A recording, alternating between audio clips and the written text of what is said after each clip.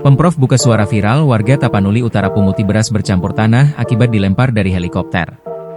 Video warga memunguti beras bantuan banjir yang bercampur tanah akibat dilempar dari helikopter viral di media sosial.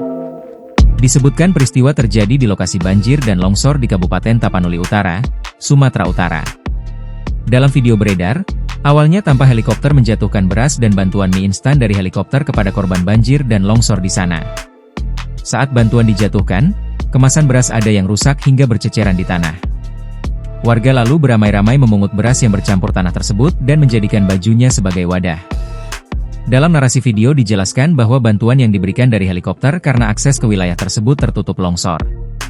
Warga disebutkan banyak yang kecewa dan berharap ke depan penyaluran dapat dilakukan dengan lebih tertib. Paket bantuan langsung habis berceceran. Kondisi ini membuat banyak korban merasa kecewa karena tidak semua mendapatkan bagian, tulis narasi video. Ketua Harian Posko Darurat Bencana Pemprov Sumut, Basarin Yunus buka suara. Dia mengatakan pemberian bantuan dengan helikopter dilakukan karena kondisi darurat lantaran akses darat tidak bisa dilewati. Pihaknya terpaksa melakukan pengiriman lewat helikopter. Namun tidak semua lokasi punya tempat mendarat untuk helikopter yang sesuai standarnya, sehingga bantuan dilempar dari helikopter.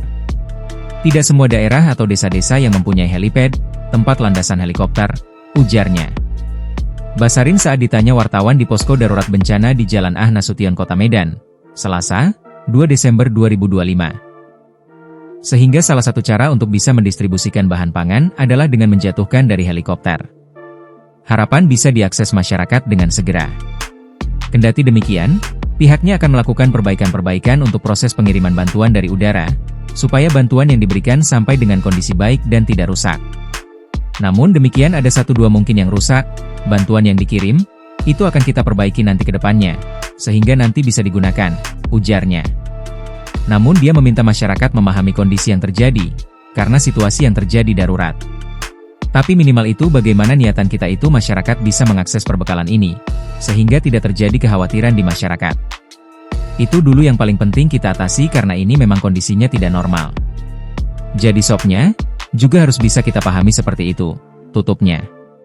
Diketahui berdasarkan data Badan Penanggulangan Bencana Daerah, BPBD, Sumut, hingga Selasa, 2 Desember 2025, pukul 17 WIB, total 290 orang tewas dan 154 hilang akibat banjir dan longsor yang melanda Sumut. Tapanuli Utara termasuk salah satu wilayah yang terparah akibat musibah ini, ada 32 korban meninggal, 17 hilang dan 3.600 orang mengungsi. Download Tribun X sekarang, menghadirkan lokal menjadi Indonesia.